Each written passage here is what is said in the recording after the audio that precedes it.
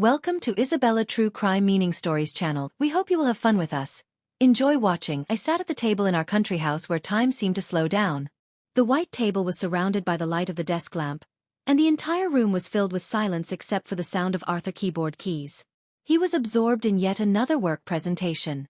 I watched him trying to provoke some kind of reaction, but instead I felt the distance between us growing. He was there, but his gaze was not directed at me. He was in another world. A world of numbers, graphs and reports. Our conversations had become rare, as if we already knew that words would no longer resonate. He often stayed in his worker, absorbed in tasks that were always the priority. I had gotten used to it. It had become part of our routine. But in moments like this, I felt how our life was becoming more mechanical with each passing day, and something inside me began to protest. Only his phone lying opposite me reminded me of his presence. I couldn't help but notice how the screen glowed brightly, making me feel that here it was his real life and I was just a background detail. I tried to speak, but my words didn't grab his attention. He was still absorbed in his work as always. I sighed, hardly noticing how much it was weighing on me. And at that moment Archie, Arthur's best friend, suddenly turned to me. He was in town on business, and when his gaze met mine, a pause hung in the air. He smiled at me as if he had just returned from a long journey and said, "I don't understand how you manage everything despite your hectic schedule. You look amazing." I felt how his words, simple and sincere, hit the mark. It wasn't polite niceties or excessive kindness. He really admired me. Unlike Arthur, his words didn't sound cold and automatic. Archie seemed to see me for who I truly was. Without any filters. I involuntarily felt important, as if at that moment he had given me something I hadn't received in a long time, attention. I didn't know what to do with this feeling. For a moment it seemed like there was something between us, but I quickly dismissed the thought. It was just the desire to be noticed, to be significant. But for some reason it was Archie who became the person who unexpectedly brought a bright note into my life, something I had been missing for so long. When dinner was almost over, Arthur, as expected, returned to his work without much word.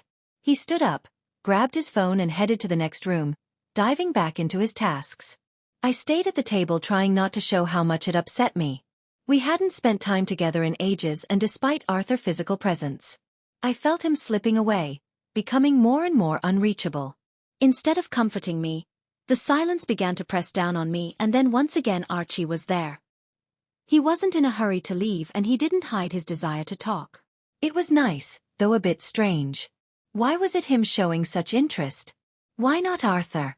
After all, Arthur was my husband and Archie was just his friend. Archie started the conversation about my work again. This time he didn't ask about trivial matters or standard questions. He was genuinely interested in how I was handling my projects, what challenges I was facing, and how I was achieving success. His questions didn't seem cliché. They were filled with real curiosity. I felt a spark inside me.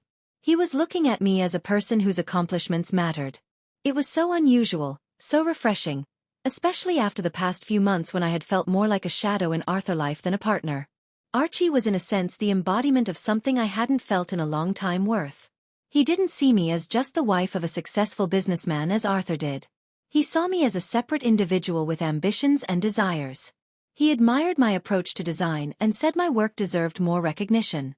"You deserve much more than just being a wife." He once said. His words, spoken without any hint of flattery, felt like a revelation. It was something I had been searching for but hadn't dared to ask for. In his eyes I saw not just politeness but genuine appreciation, and in that moment I felt somehow lighter. His words, his attention seemed to lift me, even if just for that brief moment I felt the heavy burden start to ease a little.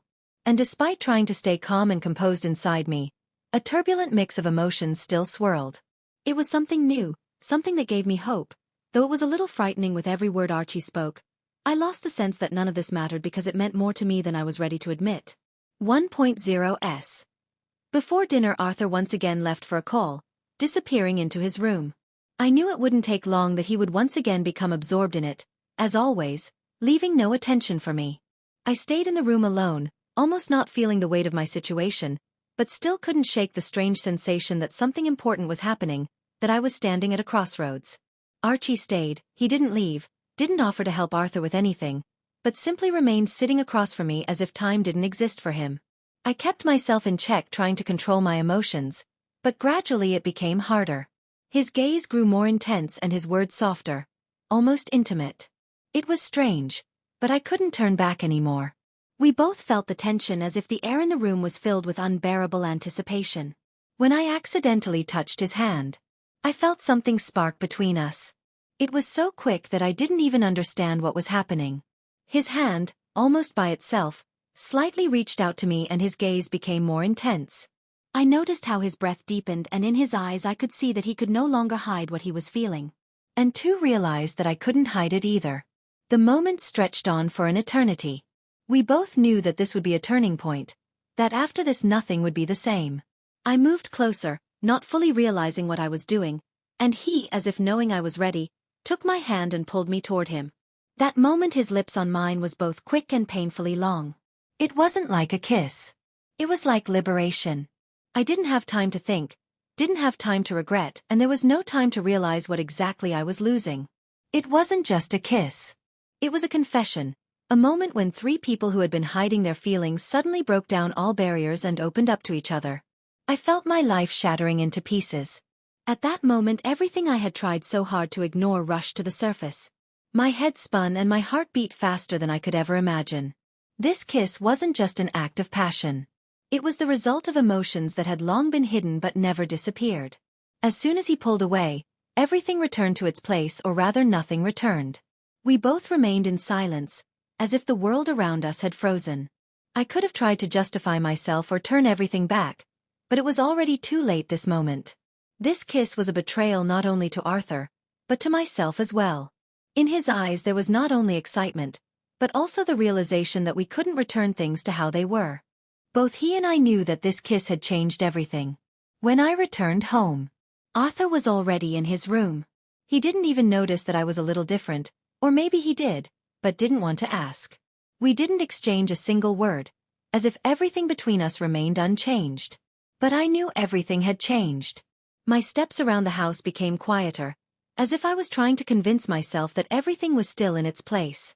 I took off my coat and hung it up, but the inner storm didn't subside. My mind was in chaos. Everything that had happened with Archie came back to me in waves, his touch, his gaze, his kiss, which now stood between us, offering no peace. I tried to gather my thoughts, but I couldn't. Everything was mixed up in my head. Arthur, the one with whom we had built this life, felt so distant, while Archie had somehow become closer even though his presence and closeness violated my own boundaries. I couldn't justify myself. I couldn't say exactly what it had been, a moment of weakness, a desire for attention, or something more serious. And what now? I already knew I wouldn't be able to simply forget, as if nothing had happened. It wasn't an accident. It wasn't a moment of confusion. It was a real feeling that had seized me unexpectedly, and I wasn't ready to fight it with each day, with every glance from Archie. I felt myself being drawn to him, and every moment of his attention became a drug I couldn't refuse. When I lay in bed, unable to sleep, I felt an emptiness growing with every passing hour. My view of Arthur, who was sleeping in the next room, became strange.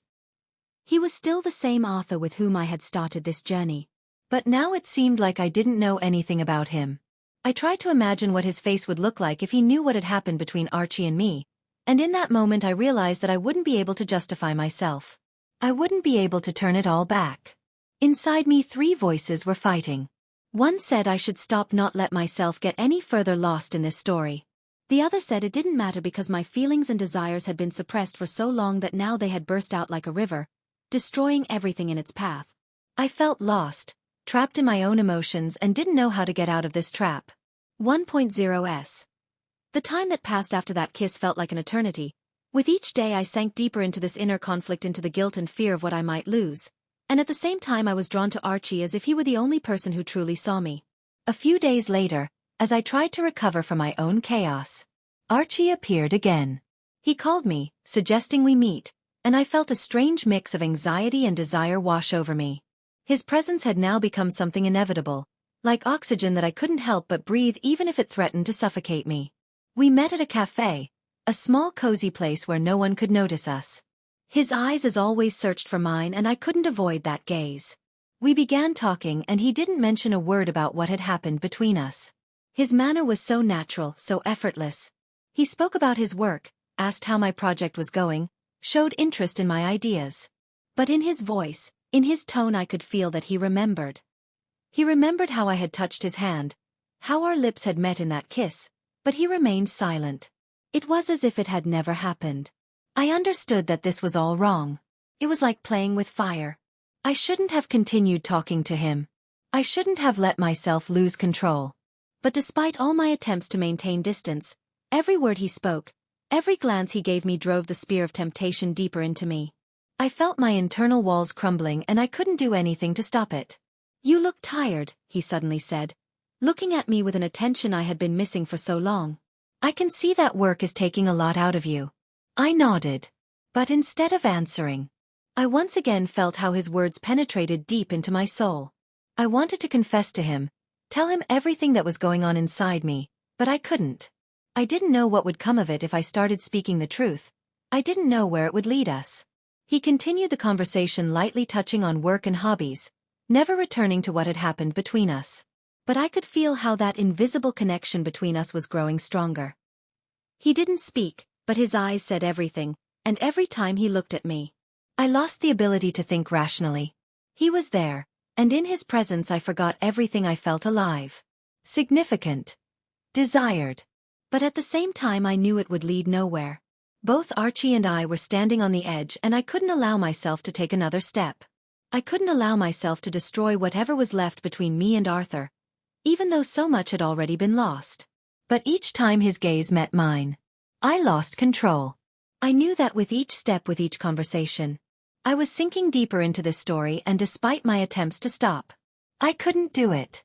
I knew I had to stop, but again and again, with every word I allowed myself to lose what seemed to be important.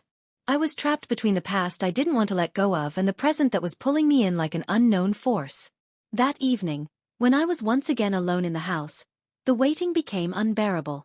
Arthur hadn't come back and I felt how the space around me shrank, becoming heavy and empty at the same time. His absence, his silence were familiar to me. But now I felt like I couldn't ignore it any longer. Everything that had happened in my life over the past week seemed unbearable, and no matter how hard I tried to keep myself together, a feeling of despair wouldn't leave my soul. The phone call was unexpected. Archie. His voice on the other side of the phone sounded a little tense, but still with that same attention that I knew so well. He said he wanted to talk. I didn't know what to do, but I felt that I couldn't refuse.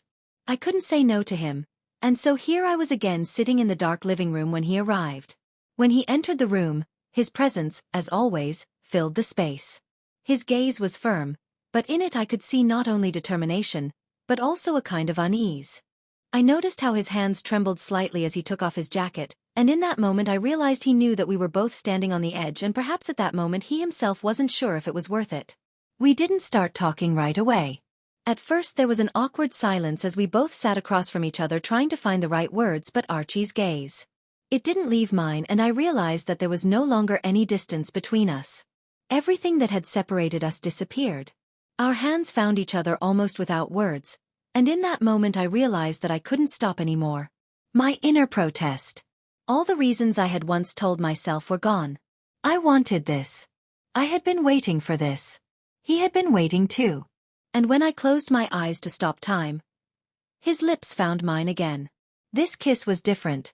Not like the first time. It was passionate, burning, almost desperate. My head spun from the sensations I hadn't felt in a long time, and at the same time, deep in my soul, I felt how everything that had once been important to me was crumbling. My marriage, my home, my life. None of it was what I had once believed it to be. When we pulled away, I sat next to him but couldn't look him in the eyes. I knew that this had become the final line that separated me from everything I had left behind. I couldn't go back. Everything I had once considered. My world had disappeared in a single moment. I sat in this house surrounded by silence and all my feelings. My thoughts were consumed by what had happened.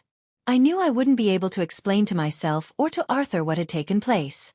This was more than just infidelity. This was the destruction of everything that had once been mine. A storm raged inside me. Everything I had once sought in Arthur. All the moments of love and attachment I had tried to hold on to now felt empty, lost. I was here with Archie and I could no longer hide that. I had already lost myself. The next morning when I woke up, the house was strangely silent. Arthur wasn't around, and for a moment I even felt a sense of relief. I was alone with myself again in a world where everything was falling apart. Suddenly I heard the sound of a door opening and I felt my heart skip a beat. It was him. Arthur entered the room with an unfamiliar calmness. He looked at me as if he already knew. I wasn't the same as I had been. He was silent and I could feel how everything between us was becoming unbearably heavy. I couldn't remember the last time we had gone so long without speaking. He came closer and without saying a word, placed my phone in front of me. My eyes immediately fell on the screen. He had opened the messages from Archie. I felt the blood drain from my face and every inch of my body became heavy like stone. I couldn't move, couldn't find a single word of explanation. Everything inside me became clear and obvious to him. In his eyes, I could already see everything I had tried to hide: disappointment, pain, betrayal. Have you lost your mind? His voice was cold and I couldn't bear that coldness. Did you think I wouldn't find out? I tried to say something to justify myself, but the words caught in my throat. I knew there were no excuses for me. Now I had made my choice and that choice was already obvious to him. He looked at me again, but now in his eyes there was nothing but emptiness. Everything you told me, it was all a lie. Did you think I wouldn't notice that you could hide this from me? I remained silent. I had nothing to say. At 2 points he turned away and without saying another word left. I was left sitting in the empty room, feeling as though the world I had once known had crumbled. I could feel my hands start to shake and inside everything was churning. He was gone and I didn't know what to do next. I waited for him to come back. I hoped he would stop at least to talk, but it didn't happen. He left and I was alone all those months. All those weeks I had spent trying to figure out what was wrong between us had led to this moment. I stood in the ruined house surrounded by silence and realized that I had lost not just Arthur, but myself. Everything was destroyed and there was no way back. Now I felt a wave of guilt crashing over me. I tried to justify my actions, but I knew it was impossible. I had destroyed everything I had and I couldn't understand what to do now. Several days passed. My whole life now seemed like a gray, dull shadow of what it used to be. I tried to return to the usual rhythm, but nothing worked. Arthur was gone and his absence left an emptiness that could not be filled. I sat in our house looking at the photographs that once seemed important and wondered what would become of my life. Now Archie disappeared as quickly as he had appeared. He didn't call, didn't come, didn't give any hint that our silence might lead to something more. At some point I realized that he wasn't the one I had been looking for. He had become a moment, brief and intense, like a fire that burns out in a second. And now with that fire extinguished, I was left alone amid the ruins of my life.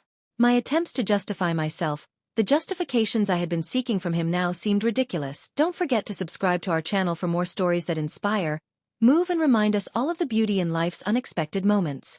Hit the notification bell so you never miss another heartwarming tale. Thank you for watching and we'll see you in the next story.